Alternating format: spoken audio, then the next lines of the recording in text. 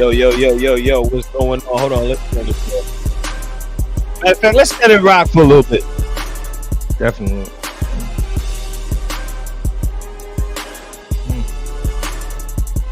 We are here. We are live.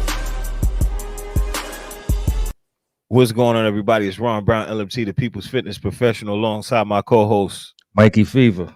And this is a New Yorker's Perspective. We are waiting on Sharif Bey right now to come on in. We have a new president. Drill, baby, drill. Hey, man, I want to know what's the public's opinion on this new president. I mean, for me personally, it doesn't matter to me. It doesn't matter. I only say this: I'm neither pro Trump, no pro Kamala, but people got caught up in personality instead of policies. I'm not advocating for either side, but they got caught up in the celebrity status. It was. I told people it's looking like a Summer Jam concert, but I don't really hear much that's going on, and they out there playing around. Yo, bro. What I learned about this election was that hold on a second. Yeah, that this is the way politics is supposed to go, though, because I looked at it, I said, oh, she has Glorilla up there, she has Megan Thee Stallion up there. I mean, it's marketing, of course. That's all it is, man. It's all marketing. Yeah, it didn't work. But I that's how I saw it, and I was kind of disappointed with the imagery, but then I said that's just the politics. I just learned more about politics this time around. Can I say something though? Some people not like what I'm about to say, but I'm just keep it from my perspective. This is not Ron's perspective. This is mine. If Hillary in 2016 could not defeat this man, and she's been in politics for a long time, and she has that so-called complexion for the collection, what makes you think Kamala is going to pull it off? Right. Yo, Islam Sheikh 7. I think I saw Sheikh 7. I think I saw a message coming through on my phone from Facebook. I don't know if you know, but I'm not really on Facebook like that. So just hit my phone. I'm not really on Facebook. Like I look at Messenger every now and again, but for the most part, I'm not. But I saw it come through. I gotta check it out. But back to what I was saying. Pardon me. Back to what you were saying, because you were saying something. Yeah, they thought that Hillary couldn't do it, and the thing about it was that a lot of errors are made on the Democratic side, and in the sense that she was like forced down to the people. They didn't give it. They weren't given the option to select which candidate that they wanted. What else? They try to have Obama come out to scold black men like he's a father or a stepfather, to say brothers are not supporting her. I didn't really get that. Yeah, that's not gonna work, bro. I think Obama's out of touch with the community. And he spoke to the everyday American. Trump, again, I'm neither pro Trump nor pro Kamala, but he spoke the sentiments when he went to the supermarket, because everyday people are feeling it economically. You're talking about policies and proposal. He's like, this is what's happening to the everyday people. And the everyday people is like, yeah, at least he's saying something that we can, coincide with. We can affirm that because we're feeling it every day. Inflation, the cost of groceries, the average cost of, the cost of living. Mm-hmm. You know what I'm saying? She went on stage and gave you guys Megan Thee Stallion. You know what I'm saying? Just like he went on stage, he got Amber Rose, and this thing, as we know, every election, politics is usually, they say it's race driven, but we got to listen to what's really going on, man. And this became like a gender thing as well, male versus women, because the sentiment was that the whole abortion thing that they were afraid of, removing women's rights, which I feel is wrong. But mm-hmm. Like I said, this taught me how politics goes, and to me, it's all a business. Thank you, Ron. Thank you. It's not about emotions. Get out of your emotions, people. I heard people last night. No, it's not about emotions, man. It's about economics and Right. policies. Take your Right. emotions and go somewhere else with that. I You know what don't I'm get saying? that because even my daughter was saying too, like, I don't understand the emotion behind it. Like, I don't get the emotions behind it. Do you get it? Like, you do. No, I've because never been emotional about any kind of president or politic, nothing. and let's keep it real. Corporations were funding this, right? Roland Martin. I'm not attacking nobody just for the sake of it, but I'm just telling you how our priorities and our will can be selective at times. Mhm. Roland Martin got on social media and had a whole forum, whatever the case may be, fundraising for Kamala. In X amount of hours, they've raised like close to like millions of dollars, right? You mean tell me that we can't do the same thing to address issues within our community? We could do it too. I mean, yeah, of course, but Oh, bro. as I'm looking at the elections and politics and how things go, Mm-hmm. everyone's in a particular lane and framework. So Mm-hmm. it's like to try to bring everybody together to do things in a community. It's kind of like not And necessarily the norm. you need influence and influencer. That's what they use, man. I'm That's what they telling use. That's just like us. Let's say we do a podcast, in-person podcast, right? you. And Mm-hmm. then, people are gonna go, okay, they're doing an in-person podcast, but then if we say we're gonna also have Megan Thee Stallion there, They're gonna watch. they're gonna watch. They want to ask those dumb questions. My thing is this: no matter who's in office, we got to look at ourselves and look within our communities. Hold these people responsible that you cast your vote for. Don't Mm, go like, we get them next time. We have to look within ourselves, look at our community and change the narrative. Why things happen in such ways? Why do we feel comfortable to accept things, become so complacent? We mhm, just want to go up in arms and scream Black Lives Matter when it's police brutality or police shooting, but we don't want to have that same outrage when we do it amongst ourselves. mhm, Let's work on our communities, man. Let's get rid of that. Everything has to be cool to be accepted. mhm. Let's get to the core of things, man. I'm sorry, Ron. I'm just No, it's all good. Speaking of the core of today's discussion, we're waiting on Sharif. If those watching waiting on Sharif, he'll be on in a couple minutes. Um, so speaking of the core of this, now Donald Trump is the president. I he want left. to ask you, Mike, what are Yeah. the bad things that can come of him being the president? Because everyone seems to have some kind of fear of Donald Trump being the president. And do you have any idea of what Um, they should be afraid of? can I be honest? I don't trust neither one of them. That's just me. But I don't really. What's the worst that he can do? To tell you, I don't know. We got to just kick back and watch, man. But I'm hearing things about the women's rights. What else?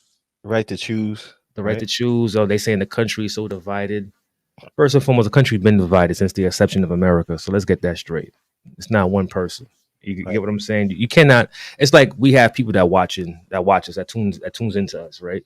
Mhm, Say, for instance, they decide to be bigots, xenophobes, whatsoever. We're not responsible for that. mhm. You get what I'm saying? But he's held responsible because I think he doesn't, according to the public, he doesn't like you know,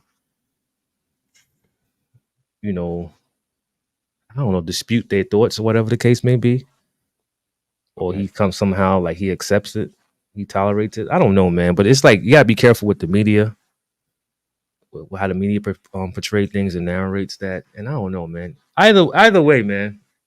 I think our people just need to be smart, man. Stop Mhm. falling for the game.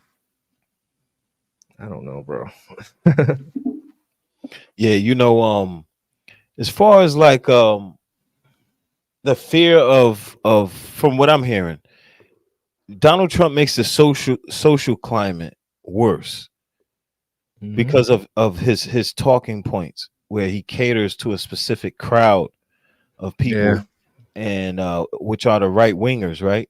yeah, Conservatives and you know generally speaking, right winger. I don't want to say right wingers, but I'm going to say his crowd can be was considered racist, right? Mm-hmm. So, and that changes the search. They're the racist people are more vocal about what they feel about, you know, people in general, politics, etc. And as Of you know, course. politics can be emotional, and Donald Trump kind Yeah. of influences the climate and makes it more hostile. So that's basically what I'm getting from people in fear of Trump becoming president again, or now is the president. The social climate more than anything else. To me, bro, the social climate's been the same, no matter who's in office. People forgot where we at. We in America, bro. Through the history of this country, what is there to be afraid of? We know what time it is already, man. Since the inception, America has been built on division. You know, if you want to know how America feels, ask the natives. Well, I'm going to tell you this: if when you look at America, peace, Ko. Please, When you please. think about America and its overall population, America's overall population has always been predominantly Caucasian. So Mm-hmm. if you're By force. coming from a business standpoint, now Mm-hmm. if you know anything about business, you know to do what in Checks and business. balances. Yeah, checks No, and no, no. balances. In business, if you got to pick out your location, Oh, of course, yeah. Oh, yeah. and then when you find that location, what do you have to do? Cater to the population. Of course. So if I open up a business and it's predominantly black people there, so to speak, I'm gonna cater to the population. Mm-hmm. So I'm gonna cater to the black population. Now, coming from a Trump standpoint, a business, he has a business mind. This is his business, his whole life, his business. His Exactly. culture is technically business, right? Thank you. So the first thing I'm gonna do, being a president, I'm gonna look at the demographic, and once I figure out the demographic, I'm gonna cater to the population. That's bingo, Ron. You said it perfectly, bro, because people fail to realize this man is not no politician. Right. He's not going to speak in such articulate ways to make you feel comfortable. Mhm. He's going to be just who he is, you know? I just find it funny, man, because when I think about it, man, I like people are so emotionally caught up in this thing. I'm like, you still got to go to work in the morning. You Yeah. still got to wake up. You still got bills to take care of, family to look after, man. Yeah. No politician is going to change your life for you. You got to do it yourself. Exactly. Exactly. Let's You know? get GS on the check-in. What's going on, GS? Yes. Apologies, bro. I had class ran a little bit late, but apologies. But you know, Reef was out there like drill, baby, drill. I'm gonna keep running with that. Yo. That's the funniest thing I have. Yo. Oh, man. so what was the topic? Y'all talking about our new president? Yo, Yes, last sir. night was real, bro. Just talking about how Donald Trump is basically a businessman. He's always been a businessman. But here's the thing. Let's be okay. You're a businessman, right? Mikey, are you a businessman? Yeah, You know man. about business. All right. There's good businessmen. Now, how do we define a good businessman? A cutthroat businessman? See, now that depends on the person, like, for me, a businessman is a businessman regardless. Right. But now think about what we're involved in. See, watch this. Right? Brother Mikey Fever is a member of an august body of individuals that hold certain principles. Yeah. We, Brother Ron and I, are members of an organization that holds certain principles.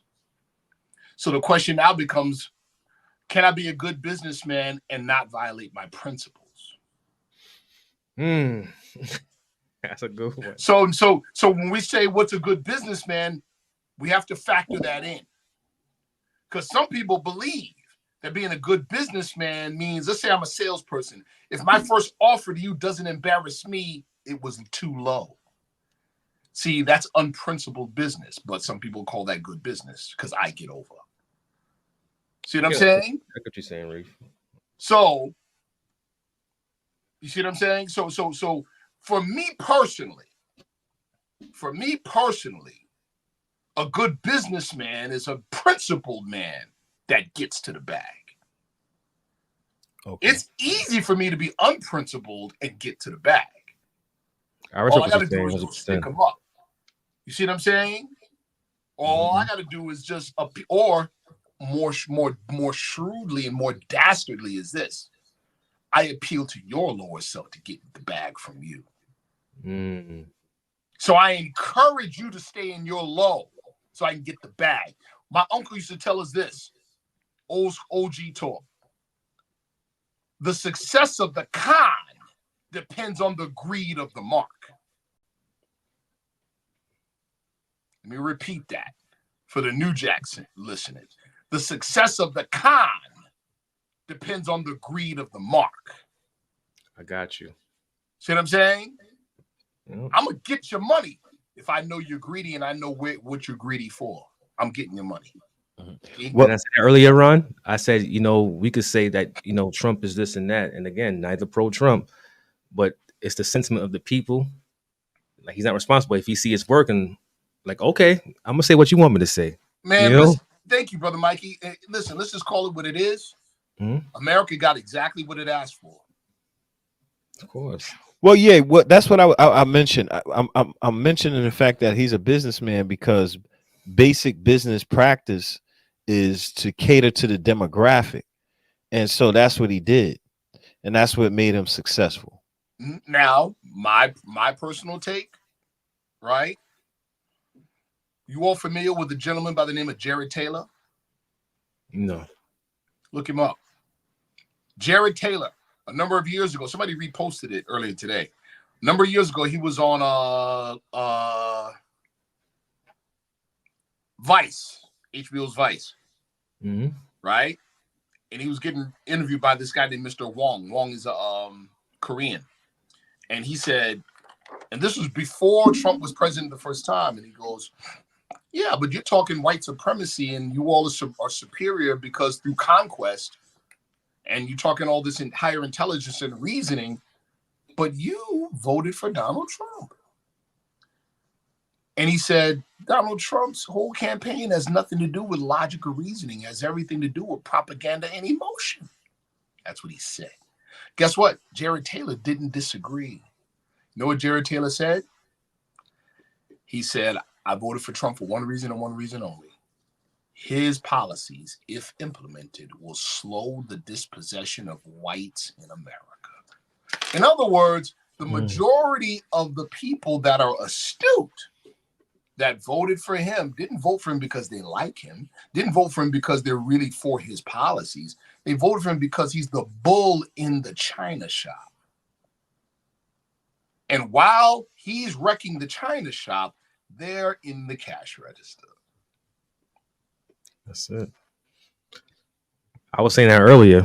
I was saying, they like Ron was mentioning that they say the climate has changed. I said America has been divided, no matter who's in power. It's just that he's more vocal about it. Listen, and I'm glad we're bringing this up because I'm not speaking. There's a reason I'm not speaking to pro Kamala Harris or pro Trump or a con Trump or Kamala Harris. I'm not speaking that at all. There's a reason for it though, right? We belong to an organization that has foreknowledge on America itself. That's it. So what we're looking at is 2 words: on schedule. See, so we're not surprised. We're looking at 2 on schedule. You see what I'm saying? Right. Go ahead. That's my thing. Like, Trump is the face of white America. Straight like that. And that's how he won. And him winning shows you that nothing's really changed. No. And guess what? We know. So okay. So we got to move accordingly. Hold on. I sent you. Okay. Remember, for the past number of months, headed up to the actual election, right? People in Trump's cabinet or Trump's camp, right?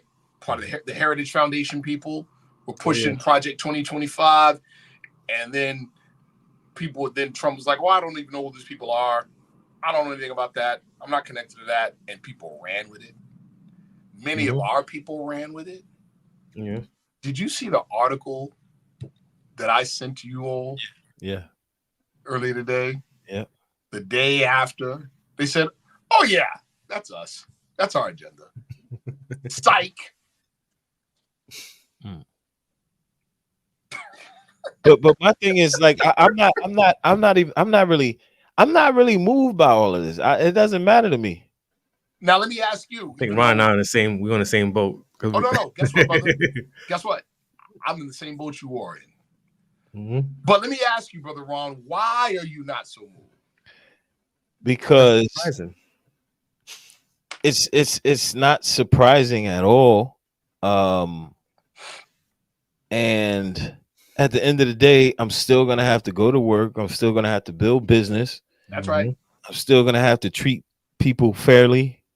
I'm still gonna have to, you know what I'm saying? Yes. Be righteous. You know what I mean? We still gotta build NYP talk show. Still, it doesn't stop. We gotta. Trump is here, and we got a podcast. So I mean, exactly. I'm gonna tell you why I'm not. This is why I'm not, and it goes back to what I said. I'm gonna give more details to it. It goes back to what I said. We belong to organizations that hold a certain body of information, a certain body of foreknowledge. You see what I'm saying? And what do you do with foreknowledge? You prepare. You foretell things as well. There you go. You prepare. See? So we belong to an organization that has a body of foreknowledge about what's happening with America right now. That's a fact. Which is why I could say, well, okay, wow, 45 is now 47. And I'm not surprised. Matter of fact, it's on schedule. What is I'm saying that's on schedule? Prophet Noble Drew Ali said it this way. Matter of fact, I'll just read his own words. This is what he said. So first of all, what does a prophet do? Prophesy. What is a prophecy? Foreknowledge. What do you do with foreknowledge? You guys know what we do with foreknowledge. You prepare when other people don't have the foreknowledge. They're unable to prepare properly. All right. This is what he said. The last prophet in these days is Noble Drew Ali, who was prepared divinely in due time by Allah to redeem men from their sinful ways and to warn them of the great wrath which is sure to come upon the earth. That's it. So I'm saying that also to say this, as related to the election and all of the bluster leading up to the election, most of our people and most Americans in general, but definitely most of our people, are nowhere near as astute as they need to be on international issues and how they affect domestic issues. Thank you. Nowhere near. Because if they were, they'd be thinking the way we're thinking. Shout out to my brother Rashamed Ali Il, aka MC Nat Turner. You got to get him on your show, brother. His acumen on international affairs is astounding. Astounding, right? So, what do we have going on internationally? And I'm giving a broad, picture relative to the United States. What do we have going on right now? There's 2 wars going on. A lot of calamity taking place around the planet. 2 that we know. Natural disasters out in Spain, in the Caribbean. What else do we have going on? The biggest issues relative that affect the United States. See, it's always the things I would say Israel and Palestine. Straight like that. That's it. Yeah. Straight like that. That's the issue. But now, of course, there's other issues that are connected to that issue. There's others.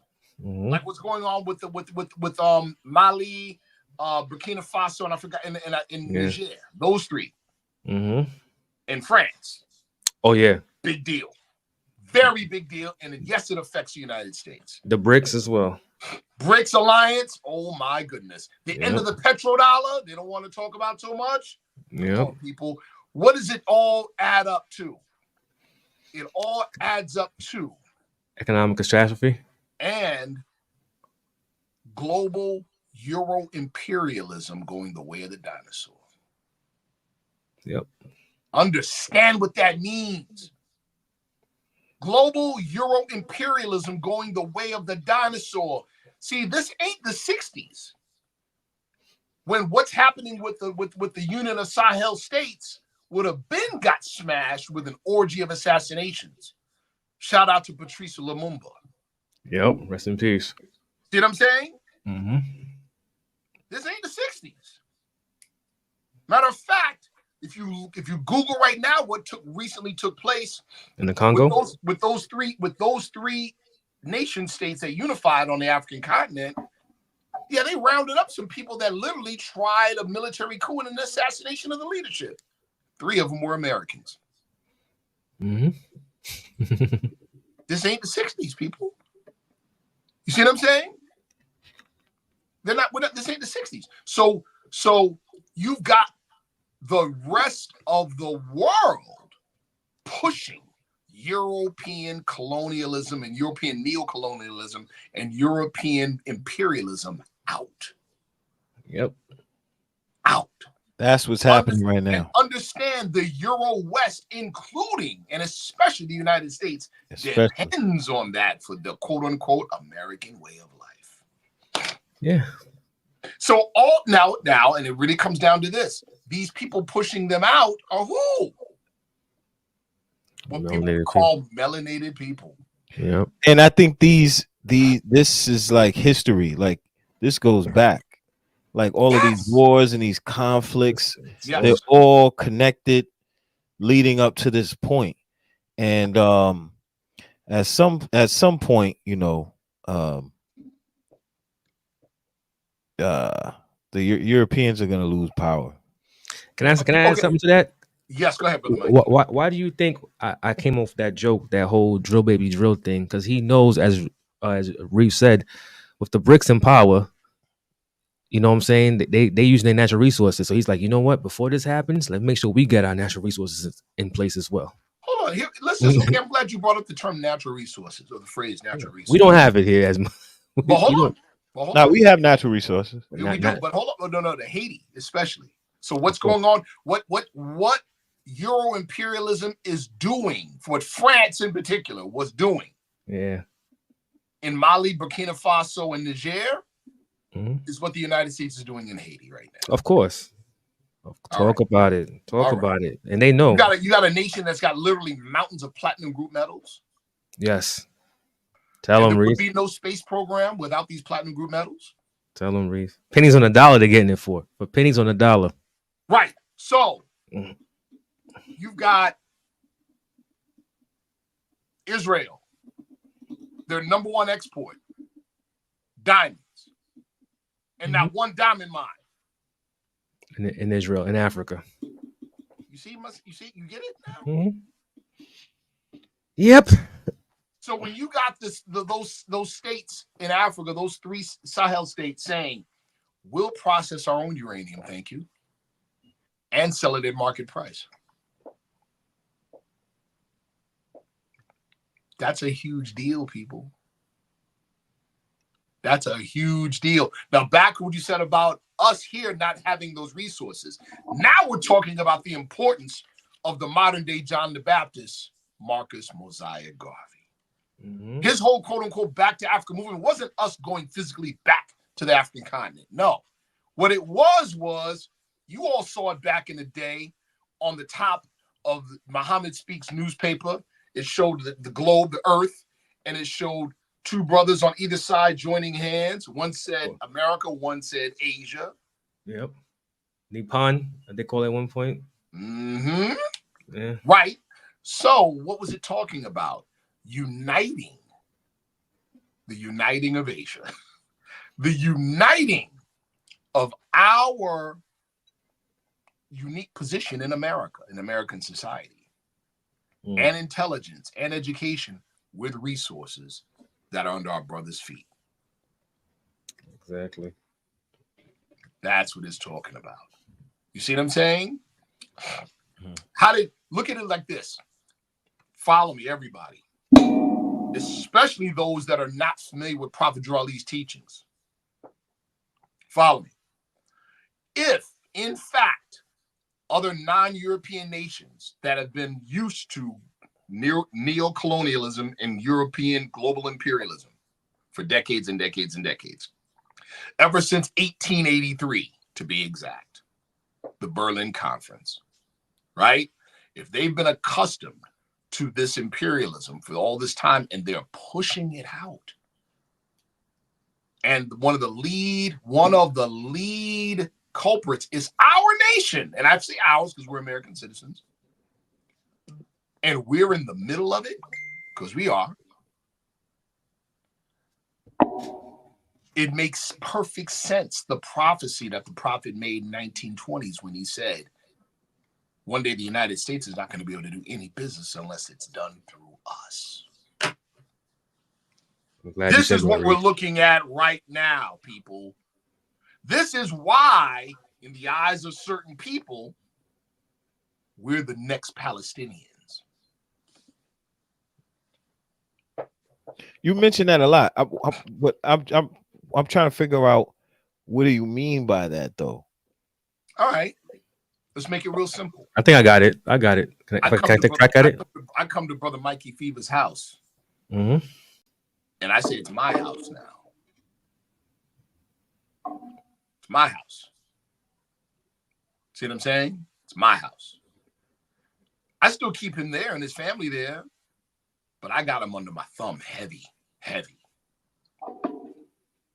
Now, for me to maintain that house eventually, what do I have to do sooner or later? What I gotta do? We can say it. I gotta find a way to get rid of them. I'm gonna start putting glass in the spaghetti. I'm gonna start, you know what I'm saying? Yeah, definitely. They gotta get up out of here sooner. Okay. But I gotta do it in such a way that the rest of the neighborhood ain't gonna suspect anything too crazy, or at least they're gonna at least turn a blind eye. So you say that so-called black people here in America are that significant to the American fabric, socially, economically, yes, and politically, to where they would have to like try to push us out? Brother, yes. Brother, do you know how many people, how many heads of state? I'll name one in particular, President Duarte of the Philippines. When Western powers, Euro-Western powers, tried to get mad at him because he sent the military after drug dealers and said, no, kill them. And they said, oh, human rights violations. He said, the nerve of you. Look at what you do to your African-American population. The nerve of you. He said it publicly. Yep. He ain't the only one. China did it. A number of nations. Kim Jong-il did it too. Yes. Said the nerve of you to even speak the term human rights violation. When you terminate your own citizens. Yes. I wanted to add to what you said earlier, Reef, as us being a prime resource for them. Yes. It shows every election year. They vie hard for your votes. And they need your votes. Like you see, they send Obama out here to speak to brothers. Like, come on, brothers. You want us out the picture? You're trying to browbeat us in the voting a particular way, right? Right. Yeah. And so, it is what it is, but you're 100% correct. So I want to go back, pardon me. I want to go back to why are African Americans that important to where they would have to now start focusing on, because very simply African Americans out. Because very simply, right? Okay, I'll flash you back. Vietnam War. The Viet Cong, the North Vietnamese, had a very effective psychological operations program. The term is psychological operations. The shortened phrase, PSYOPs. PSYOPs, yep. Do you know what that program entailed? First of all, let me give you the objective of psychological operations in warfare is to attack not the troops, but to attack the enemy troops' will to fight. Do you know one of the biggest and most powerful PSYOPs campaigns that the North Vietnamese ran on the United States? Flyers, leaflets. Black men go home. This is not your war. Yeah. You're 12 to 14% of the population and make up over 60% of the fighting forces, right? Mm-hmm. Is that still true now? Super effective. Is that still true now? Of course it is. Yeah. They call that commie stuff. I'll say this. Mm-hmm. That was the psychological operations program back then in the 60s and 70s.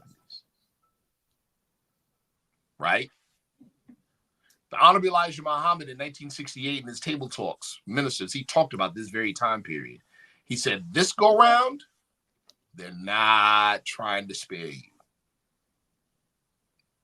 He said, not this go round. They're not trying to spare you.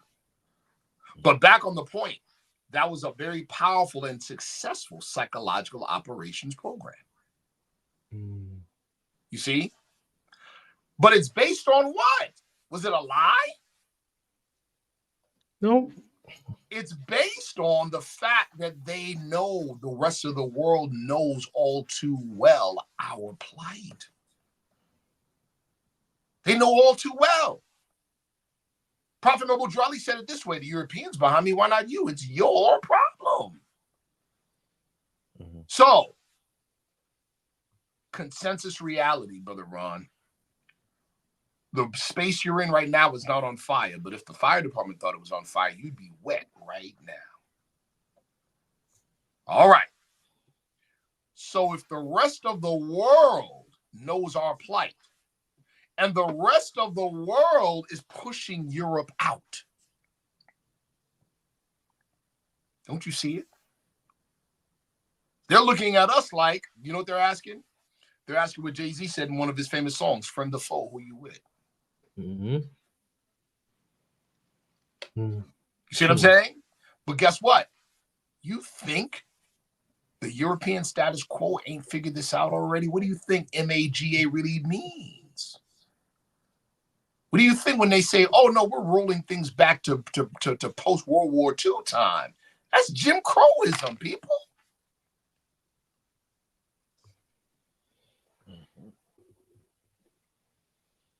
It's not hard to see now, man. Now, with that said, right? We're gonna go back to the, why would African? Hold on, dear brother, and I want to repeat again what Jared Taylor told Richard Wong on Vice.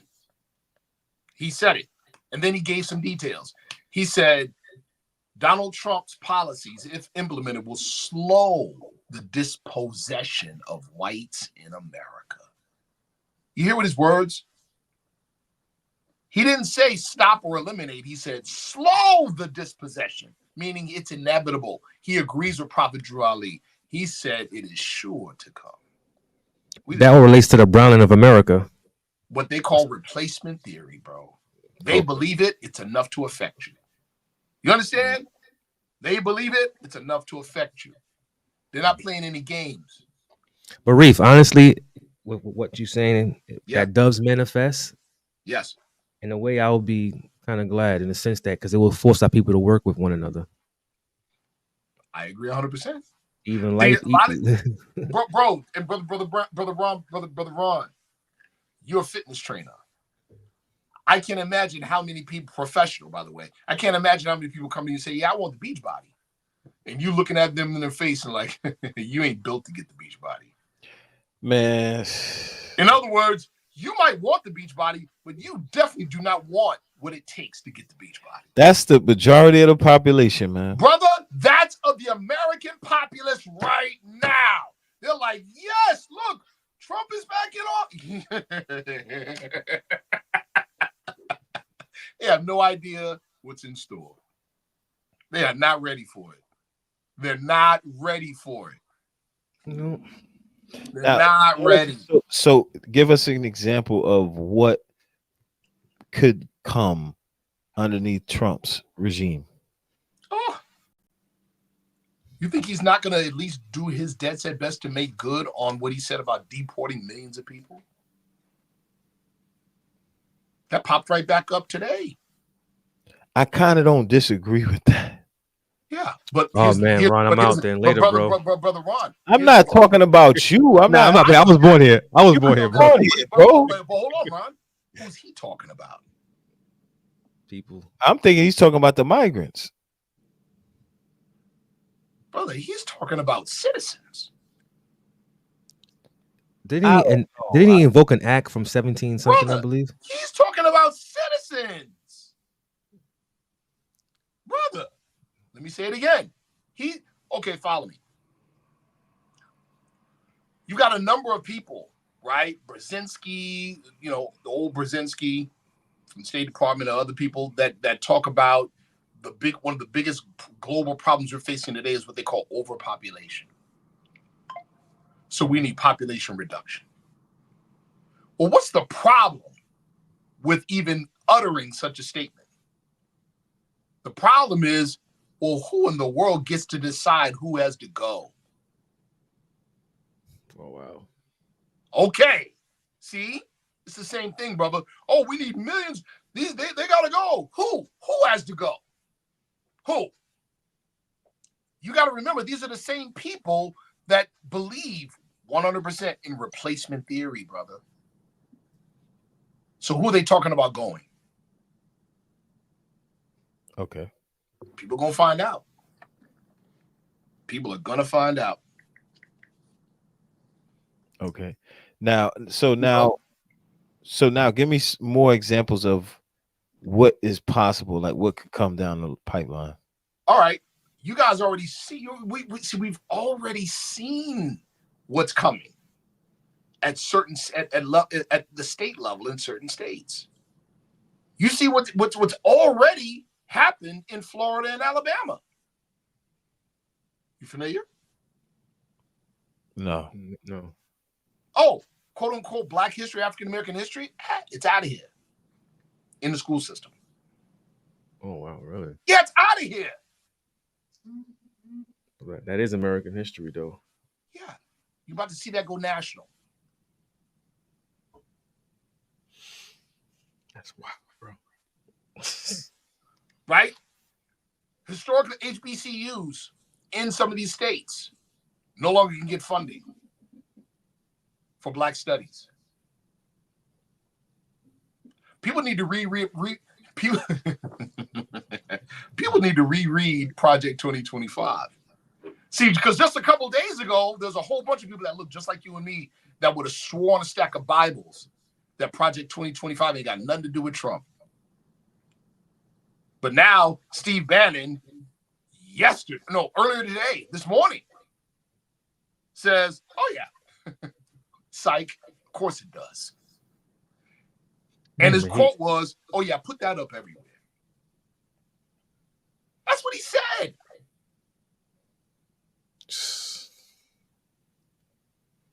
Wow, bro. The Department of Education goes bye-bye.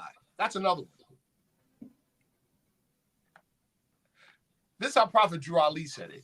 One day the European is going to let you down. Always have. Yeah, that's how he said it. Please. See, the play, listen, I've said this before. In the game of football, the play is only secret in the huddle. Mm-hmm. When they run the play, it's no longer secret, people. But you know what we're going to see? Rather than people with their eyes open, you know what we're going to see? We're going to see many of us trying to twist what we see so we don't look like we were wrong or made a bad decision. But look at what the brother right here, Tito ICU. Yeah, Tito ICU. Trump got Black people shaking in their boots. I'm tired of hearing how scared we should be. Why does the original man fear the colored man? It's time to do for self. I agree 100%. That's what I was saying. We forced to work for one another. Ain't nobody, see, here's the thing. And shout out to the brother. Ain't nobody scared of that guy. Especially when you have foreknowledge on how things are going to go. Thank you. See, we're the winner living or dead. That's the real meaning behind the knowledge degree in the 1 to 14 lesson. Have you not heard that your word shall be bond regardless to whom or what? You know why? Because my death ain't gonna change nothing. Well, you Might as said well just stand for knowledge. That's the knowledge. That's the knowledge degree in the knowledge degree in the 1 to 14. Yeah, that's right. But you want some ill reef months ago, as you mentioned, my organization. You know what I'm saying? Esoterically, astrologically, we already knew this was going to happen. You know, it sounds like far fetched, but we already know it was going to happen. You already know. See, again, to the brother Tito's point, fear comes from ignorance, and ignorance comes from a limited scope of vision. Mm-hmm. See, we belong to organizations that have a broad scope. We're not surprised. No. See what I'm saying? We're not surprised. I'm not surprised, and I'm not worried about it. Just like the brother Tito said, like at the end of the day, we're the original man. At the end of the day, what are we gonna do? That's all we got. I'm not impressed or offended at Trump throwing bales of toilet paper at our Puerto Rican brothers. Mm-mm. I'm neither. Mm-mm. I got a 90-day supply of food stored. You see what I'm saying? Tell him, Reef. Yeah. And if it gets bad, we're eating the cats, we're eating the dogs. Right. We already know. Am I saying it's going to be the end of America? No. I am saying it's the end of Euro-dominated America. That's a fact. The real American ideal is not Euro-dominant. It's not, bro. Euro-dominance hijacked the American ideal. Mm-hmm. Mm-hmm. That's the truth. See what I'm saying? We make the mistake, our people in general make the mistake of, because we grew up in a Euro-dominant American society, that they're synonymous. We'll see the Star Spangled Banner and say that's the white man's flag. No, it's not. See? Okay. See what I'm saying? Yeah, it's listen, man. We're here. Our fight ain't even, let's keep it a buck. Our fight ain't with the European. Our fight is to stand up straight and join hands with our brothers and sisters and do something for ourselves for a change. Mm-hmm. Our fight is to learn how to work with each other and love each other. That's the last thing people expect, which is exactly why it's going to work. You're going to be forced into it. That's what we're going to have no other choice, bro. It's better to get ready before we're made to do so. So now back to Trump, right? Yeah. So what when he became president, when you saw that on your phone or your timeline, yes, what was your thoughts? My thought was right on schedule. I thought that it might have been a chance for Kamala to win, but let's keep it real. Again, we already have foreknowledge, so it doesn't even matter who sits in that seat, people. It doesn't matter who sits in that seat on a number of levels. Exactly. On the larger level, as it relates to the future destiny or fate of America, it doesn't even matter. It doesn't matter, people. What's going to happen is going to happen. Our fight is to be standing when the smoke clears. Exactly. See? People got,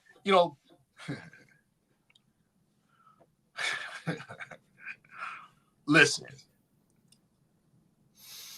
The world,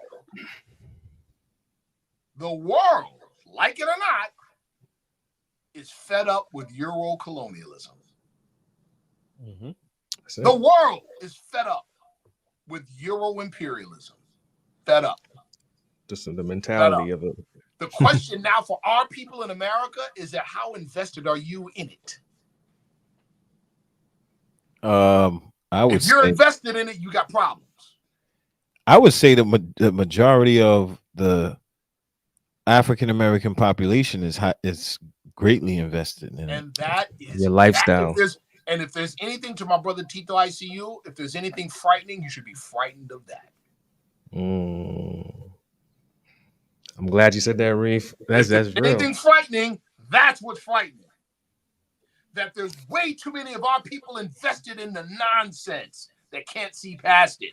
They're on the surface, they'll be like, man, I can't stand these people, blah, blah, blah, blah, blah. But man, they worship this man like God and depend on him for everything like God instead of depending on themselves.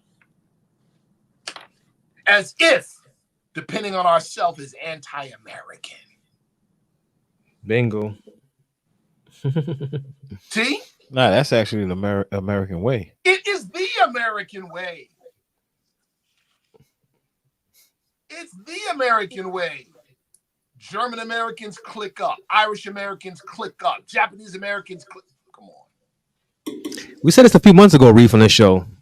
Yes. We said this on a few months ago, even amongst melanated people, and I'm not making it about the Caribbean, but when I look at Haiti and DR, right? Yes. The Spanish and French fought for a bit, right? Yes. Until they form a treaty.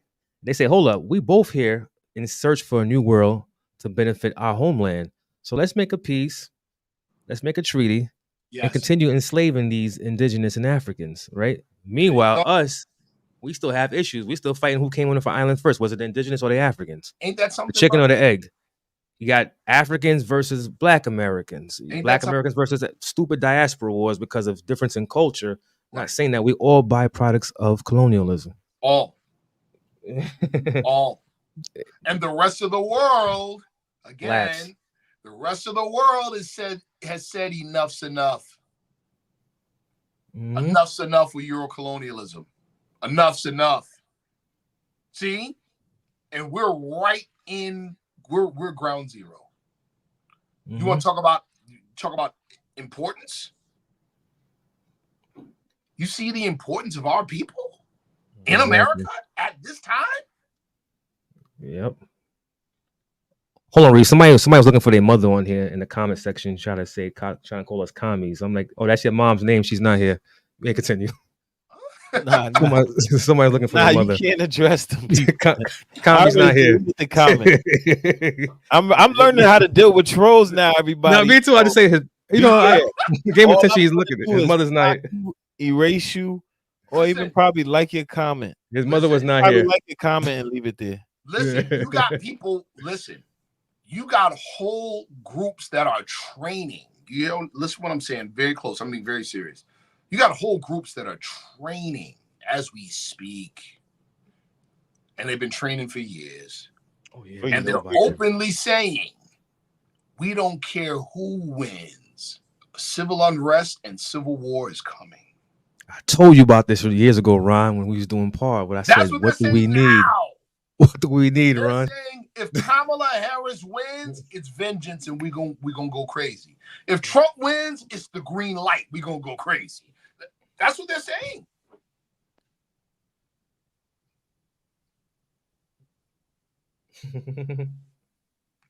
I'm telling you, y'all about to see it. You're about to see it. I'm telling you. So now, what do you think? What we're gonna see? We're gonna see just the extremists become more extreme and bold. Absolutely. Absolutely. I mean, come on. Steve Bannon just got out of jail. Yeah, he did. Looking disheveled as hell, bro. He just got out of jail. And he's doing this Sherman Hemsley walking like we moving on. Come on, man. He did a tough 4 months, as he said. Right. He did a tough 4 months. This dude gets out of jail just before the election. And now he's talking super tough. Yeah, we lied about Project 2025. It is our agenda. Now what? That's what he's saying.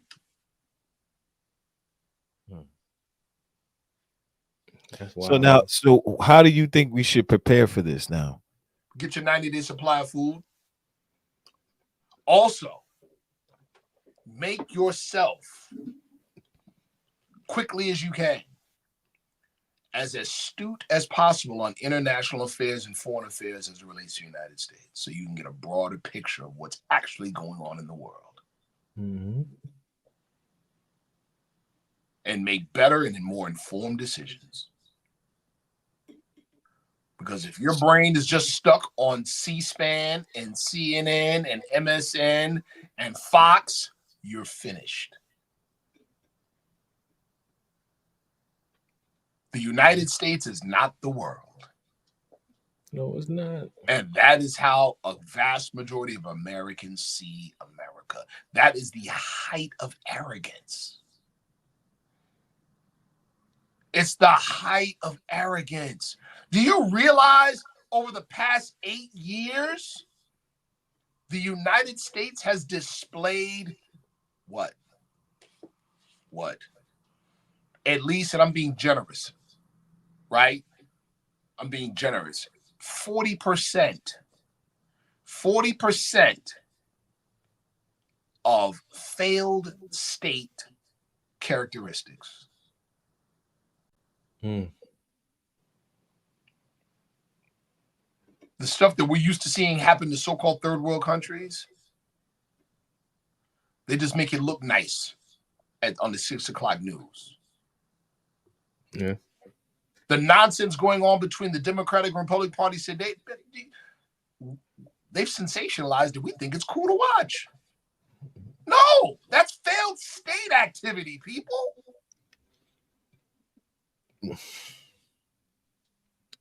I say COVID exposed it when they didn't have the equipment. I'm like, yeah. COVID definitely did. Again, shout out another quote from my brother Nat Turner, brother Raj Ahmed. He said this a number of years ago. He said the United States is a third world country with a Gucci belt. Exactly. You know, and we live here. Don't get us wrong. We live here, but I seen when COVID exposed it, I was like, yep. Exposed it. We are displaying the also too, you know, we're used to being the top dog on the planet, the number one. Man, let that go. Education is number 27, right? Or 28? It's been gone. It's been gone. We are not number one on the planet. We might have the biggest guns at the moment. This is what I wanted to get into, right? Go ahead. So I feel that we are on the brink of World War III with Russia. Stop. No? Okay, Brother Tito, I respectfully disagree. We are already started. World War III started already. See, warfare and the theater of war changes. It transforms. Nowadays, what you have is proxy wars. Thank you. I'm about to say to that. The Ukraine and Russia is a proxy war. We've been in World War III. So the World War III piece, right? Like, I'm not saying we're on the brink of World War III, but I'm definitely thinking that is coming down the pipeline. Brother, soon. we're in it already. Yeah, it's just cool. It's just kind of cool, and I say kind of. Make no mistake. We fund Ukraine. Listen, make no mistake. We, and I say we as in the United States, lost Ukraine. That is not Russia v. Ukraine. That's Russia versus NATO on Ukrainian soil. Let's just be real, people. I'm glad you said that, right? You mentioned that, Reed. Yeah, proxy wars. People will feel if I'm funding you, if it's like, say for instance, if it's you and Ron going to war, and I'm funding you and not Ron, that's my war against Ron without him knowing. Straight like that. It's been happening. World War III has already started, people. Get a late pass. It's already started. It's already started. North Koreans is joining the Russians. That's a fact. Yeah. Yeah. Exactly, man. That's right. But see, there's other. But you see what else he said though? He what? said at the end, knowledge of self, health, training is what will save you. Okay, but here's let me add something to that. I agree, but I think that's way too general and way too individualistic. Okay, well, maybe not, because the brother said knowledge of self. That's broad, but so it may encompass what I'm about to say. I'll give that. We have to come together and learn to work together, not just domestically. That has to happen first, right? What we say, I'll use the language that we use in the Moorish Science Temple of America. The Asiatic nation, just like the German nation, just like the Irish nation, just like the Japanese nation in the states of North America, The Asiatic nation in the states of North America have to learn to come together, learn to love instead of hate, know their higher self and lower self. There you go. That's knowledge self. Peace. How can we come together and start working together like a unit instead of just a bunch of people that look like each other? And once we do that, then that unit unites with Asia. That unit unites with other nations and countries that are waiting to rock out with us. Now, my thing is that all sounds great. I would love that. That's the whole. That's one of the purposes of this podcast is to unite. Exactly. So, how? Because our people are so, I would say, lost, man. Listen, even those that claim to have knowledge of self. Necessity is the mother of invention. A quote attributed to Prophet Noble Drew Ali. I can't verify if this is true or not, but I can't verify if it's true that he said it. I can definitely speak to the veracity of the statement itself. He said, "A sword and a 45 are going to make understanding fly." That's it. What about you understand? What about black people uniting with whites? All right, that's a good question, right? I'm going to answer that with a statement from Jesus. We fight not against flesh and blood, but against principalities and evil in high places. That's it. Bingo. Bingo. Right? So, let's just say this, right? The basis, let's talk about racism for a quick second. The basis of racism is color code race classification. Nobody can argue with that. Nobody says that a shirt that says "Kiss Me, I'm Irish" is racist, because it's not, because it ain't got nothing to do with color code race. But the moment I say black and the moment you say white, we got racism, or at least a conflict, don't we? Exactly. Separation. See how that works? Yeah. So guess what? If color code system of race classification is a caste system, which it is, which places those classified as white here, those classified as black here, and it exists for the purpose of white supremacy, which it does. Then if you are classified as white, you're a white supremacist, regardless of your intent, regardless of whether you're the nicest person. It doesn't matter. It's not a judgment call on your character. You call yourself white, you're a white supremacist. But hold on. You call yourself black, you're a white supremacist. You participate in the caste system. And that's it. We just got to stop mincing words with this foolery. See? Yeah. We just got to stop mincing words with it. It is what it is. That's what it is, people. We can say I'm proud to be black. Okay, fine. But in American society,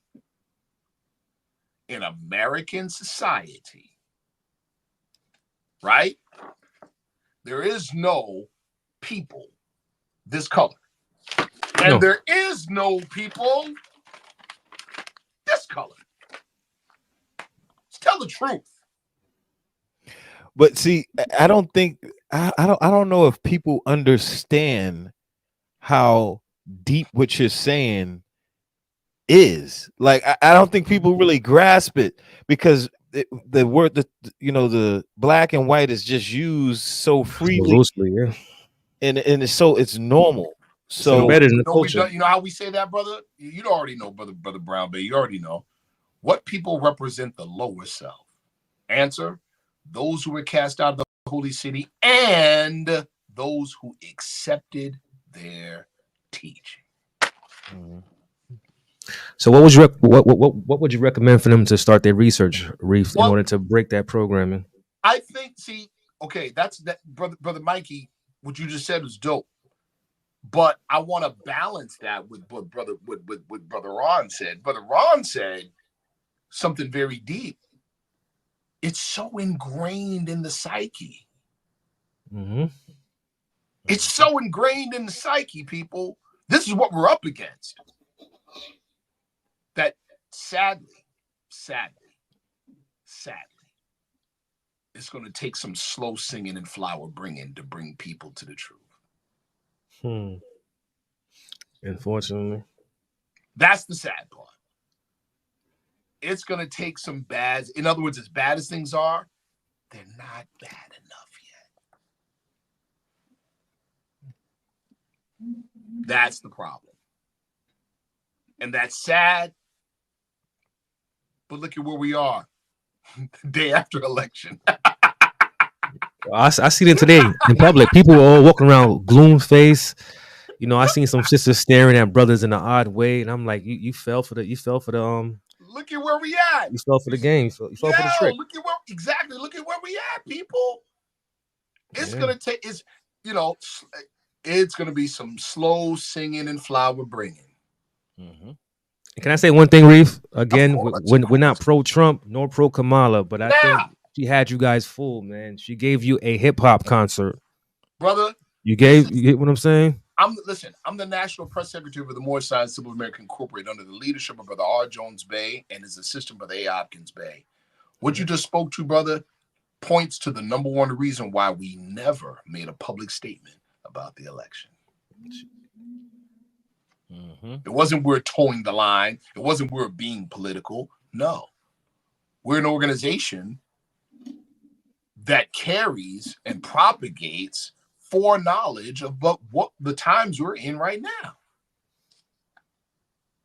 We have a broader scope. We are not political slaves. Let me say that again.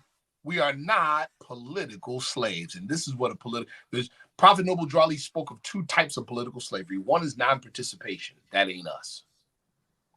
Two, to be shackled to the ideals of a particular political party, even when, and especially when they do not speak to your personal issues or the issues of your community or your people.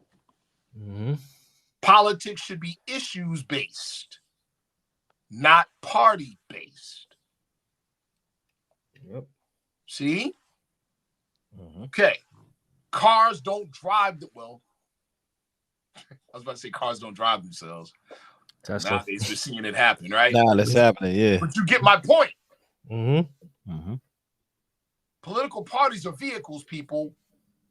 MAGA drives the Republican Party. They're not synonymous. Mm-hmm. They're not synonymous. Other interest groups control the Democratic Party. They're not synonymous. So now we have 4 years of Trump. Maybe. Yep. Now we got 90 days of food stored. What else should we look outside your windows? And what I mean by outside your windows, I'm talking internationally speaking. Yep. Get familiar. How many of you have ever heard something called the non-aligned movement? Can you repeat that again? Somebody Google it right now. Non-aligned movement. Somebody Google it. Non-aligned movement. Mm-hmm. Let's see what's going on. Reef is dropping bombs on us right now.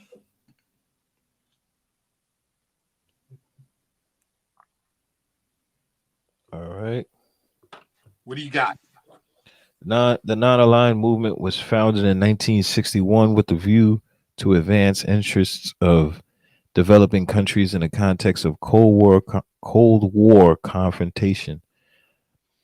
In its first 3 decades, the movement played a crucial role in the decolonization, formation of new independent states, and democratization of international relations. That sounds like Paul, bro. What's the key word that you said? Decolonization. Yeah. That's the key word right there. Damn. Yeah.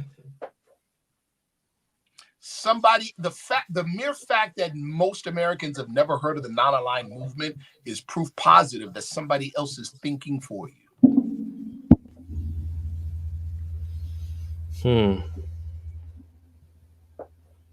Now, why did you say that?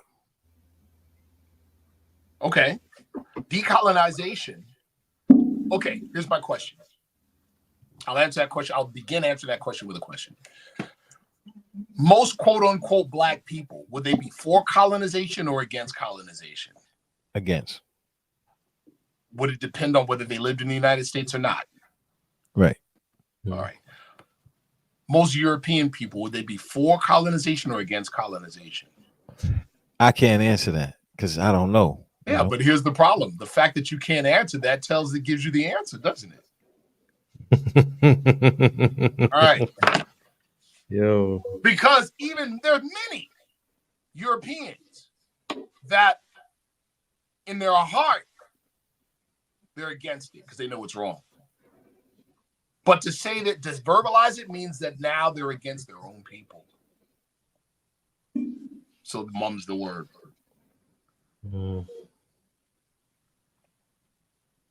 You think Europeans have not already made the dreaded comparison, brother? This goes back to what you had asked me before about us being the next Palestinians. You think they ain't made the comparison already? It's already made. It's already made. Even if it's at the level of, okay, quote unquote, Black Americans, are you for or against? Okay, see that?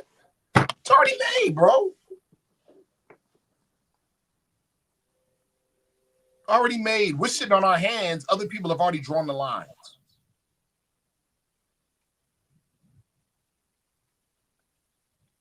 You see what I'm saying? Okay. And if they've drawn the lines already, you already know what comes next.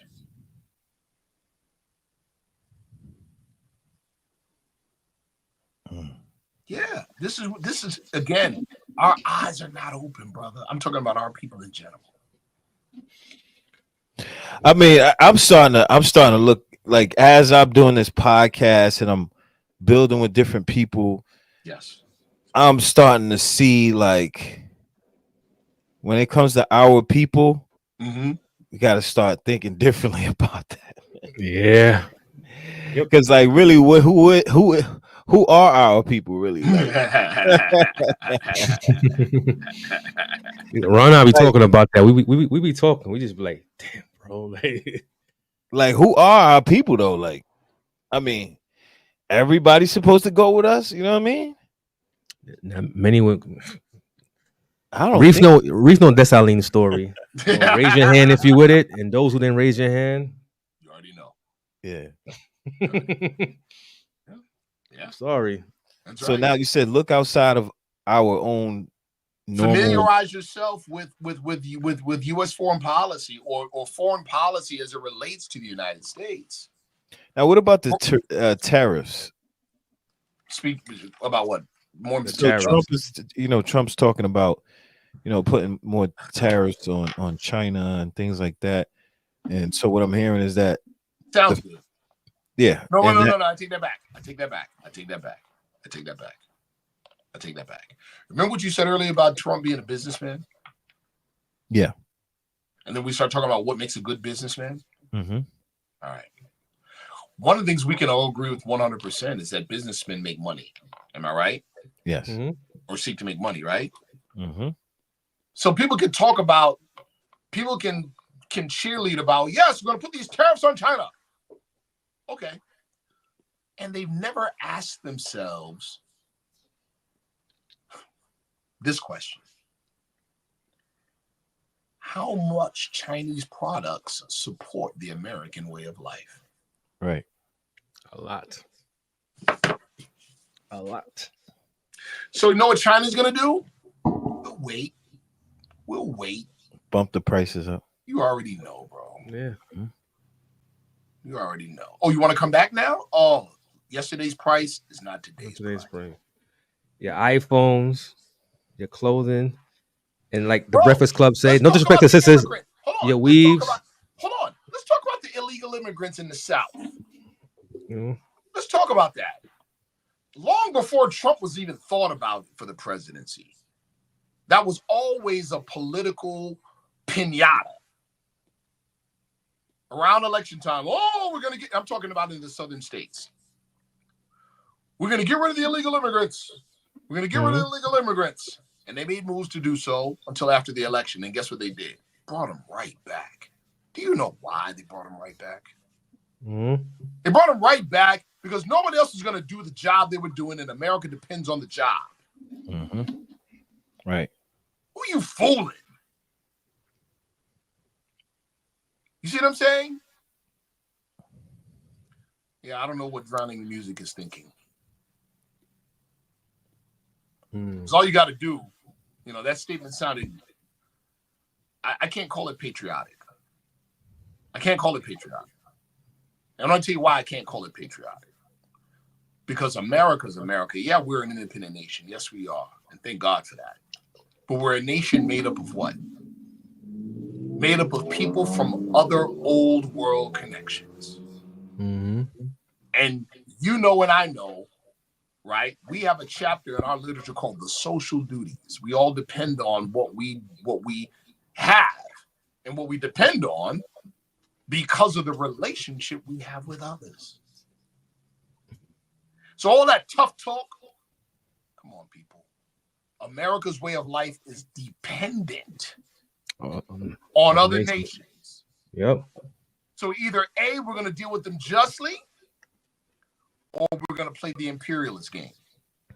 And America's played the imperialist game.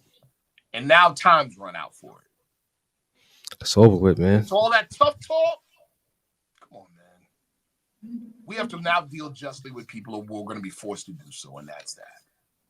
And the rest of the world is basically saying, oh, you're going to be forced to do so. It's crazy, man. Karma. We got to stop this for me, arrogance, man. Either way. Yeah, we got to stop it, people. We're going to survive. Either way. Right.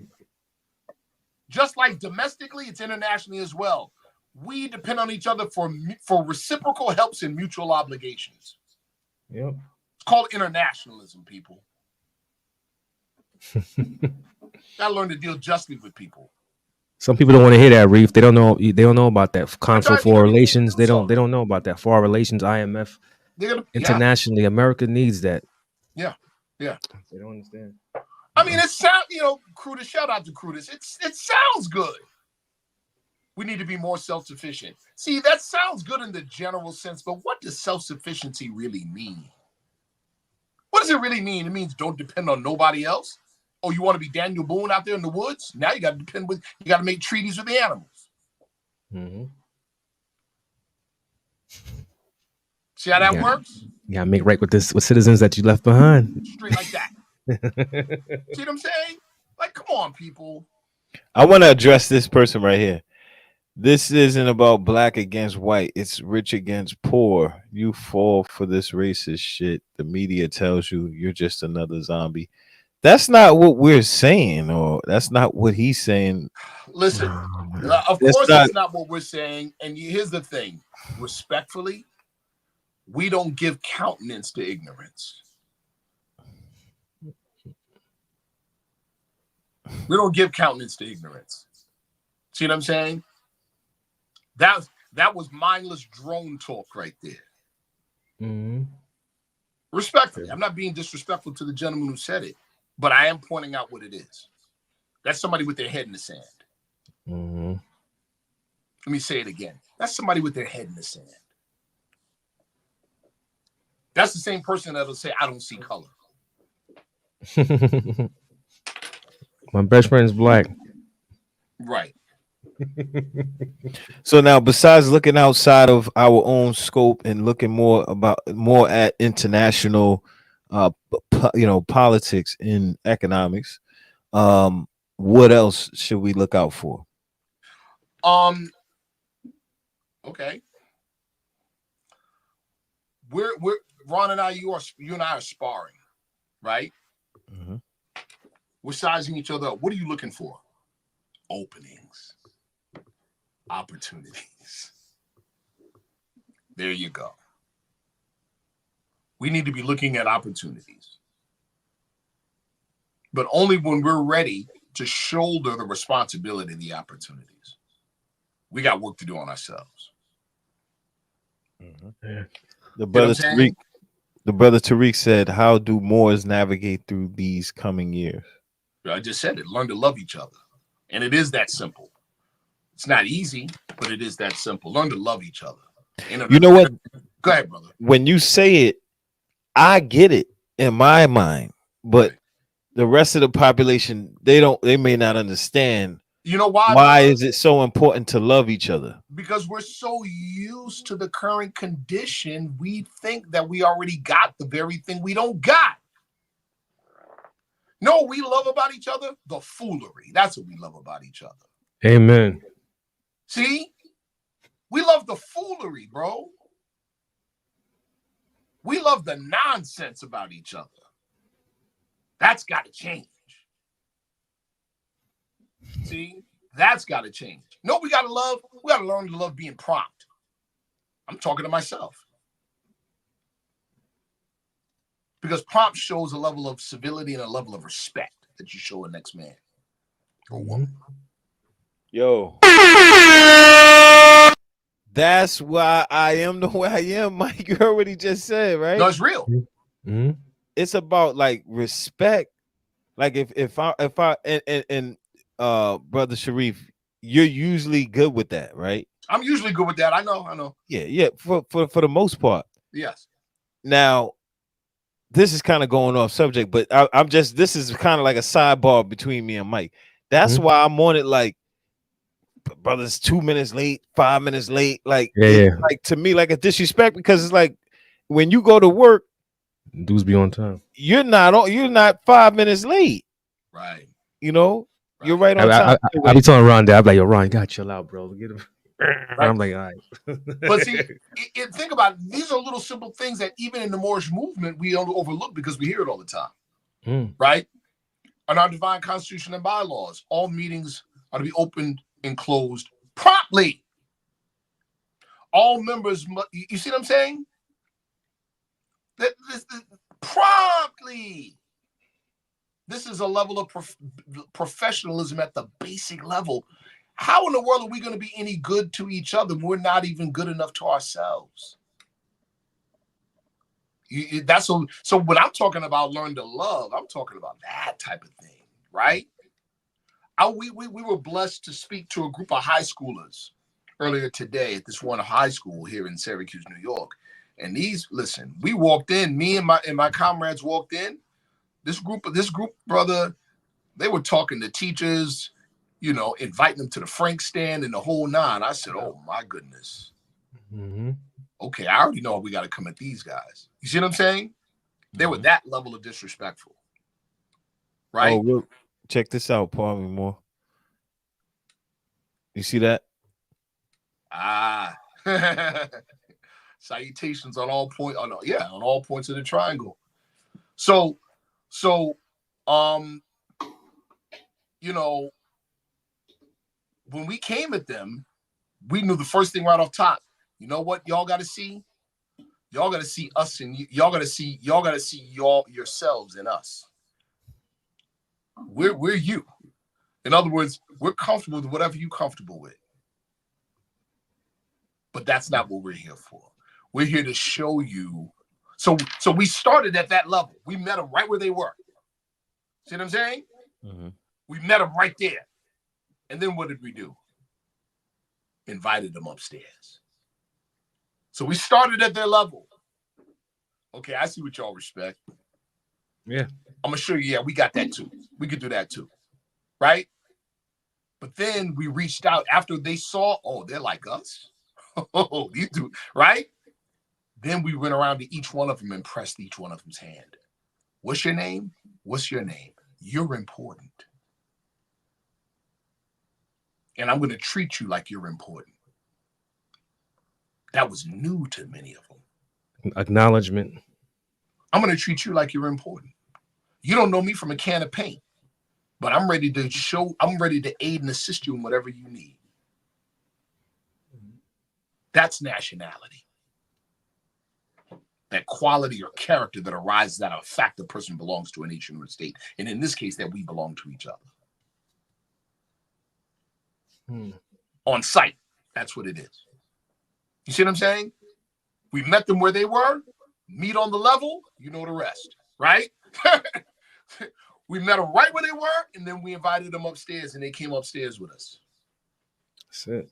The rest of the faculty went crazy. The faculty were like, "Oh my God, can you guys come back next week? Oh my God, you know, we could talk money. Oh my God." See,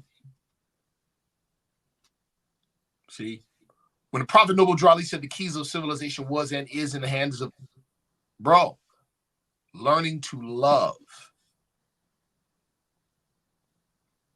That's the master key. Love is the only savior of the world. First, you gotta learn to love yourself. Yep. Exactly. Can't pour from an empty cup. Exactly. Some people, if you look at yourself in the mirror and you say, I ain't nothing, man, I don't have a chance. If you see that in your mirror, when you look in the mirror, I ain't got a chance. Definitely. I'm starting to really see that, man. Like that's some the way people that we treat each other is a projection and a reflection of how we see ourselves. All right, Flint asking, do you love me? Yeah, we love you, Flint. Sure love you, do, Flint. brother. We love Sure you, do. Flint. But let me say this though. Ain't nothing soft about love. Nah. Real love. See, love ain't no emotion. See that? Emotions have cause and effect. Emotions have reciprocal See? Emotions have conditions. Love has no condition. Mm-hmm. See what I'm saying? Love has no opposite. Hate is not the opposite of love. Love overpowers all. Right. Right. Mm-hmm. That's why we say God is love. See?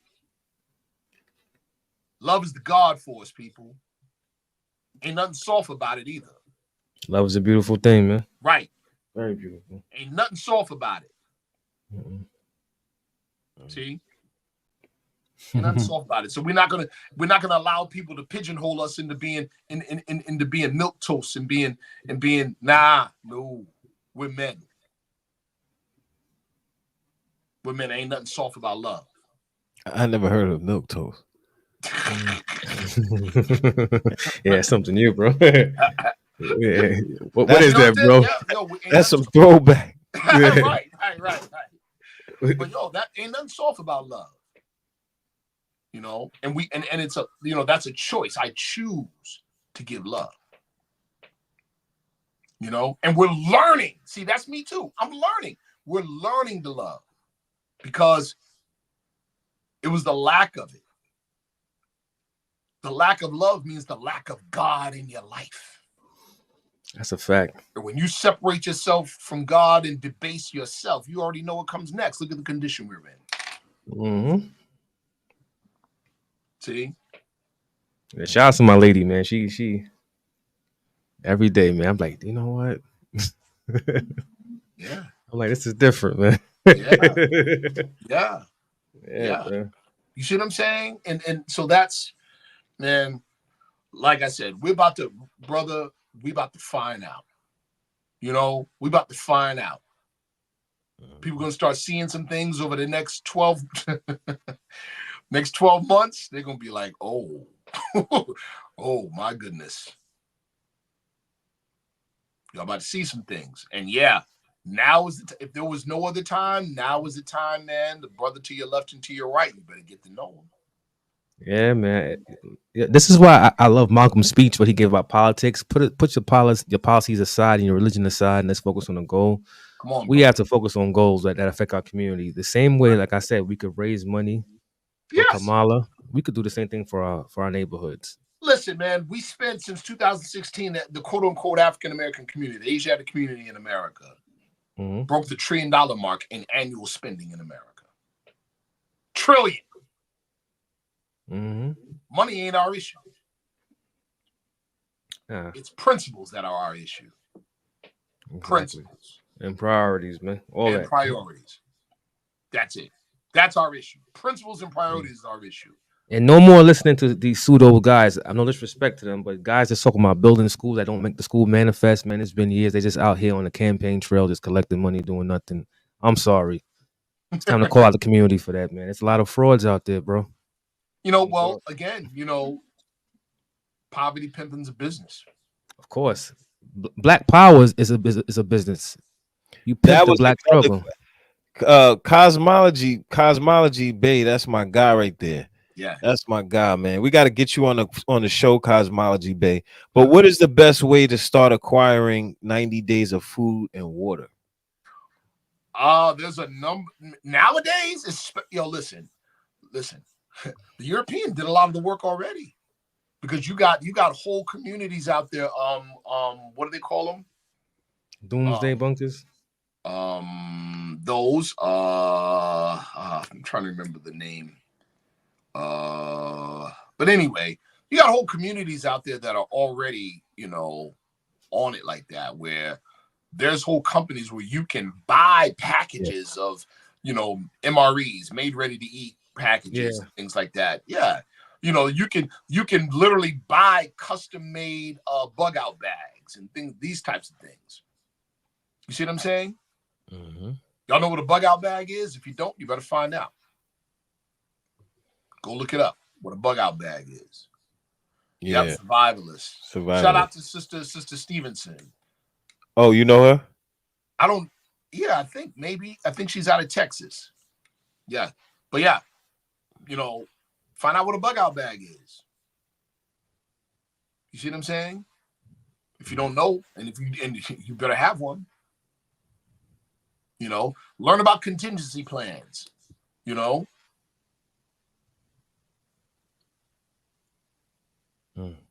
about New York City. How many bridges connect Manhattan to?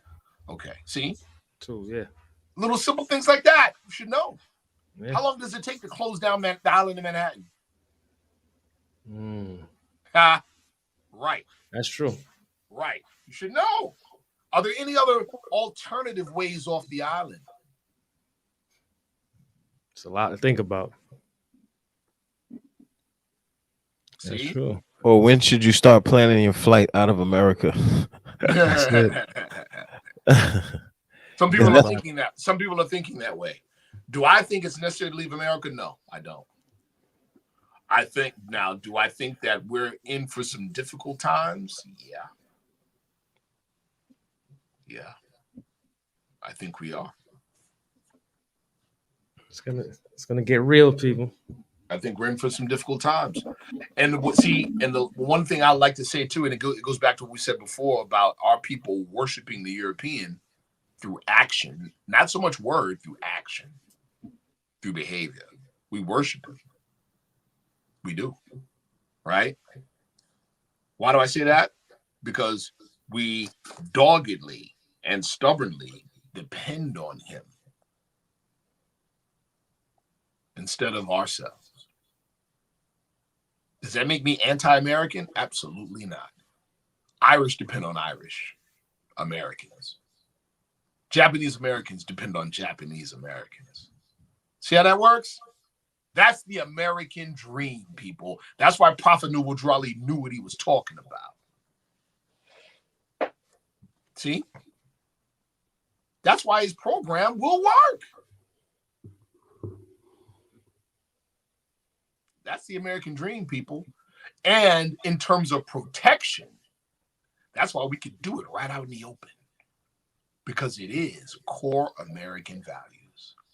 Nobody can speak against it, not openly. They can't speak against it openly and not condemn themselves in the process. See? Right. Simple. On that note, let's get up out of here. That was peace. That was a great build, of course. Brother Sharif always comes with the bombs heavy. Hell yeah. With the bombs heavy. Thank y'all for joining us this evening. We really appreciate it. I appreciate the participation. Say what? Yep. Out of the live. I really appreciate that. Yeah, we did. We did. For sure. Thank y'all for showing up. We're back on tomorrow, 7 p.m. Back on tomorrow, building on the 5% nation. You know what I mean? It's gonna be me by myself building on the 5% nation. Me all by myself. Of course, Mikey as the co-host. We also got Dr. Paul Dyer coming back. Yep. We got some things in store. Y'all have a good evening. We appreciate y'all viewing us. Like, comment, share, and subscribe. All that. Peace. Peace.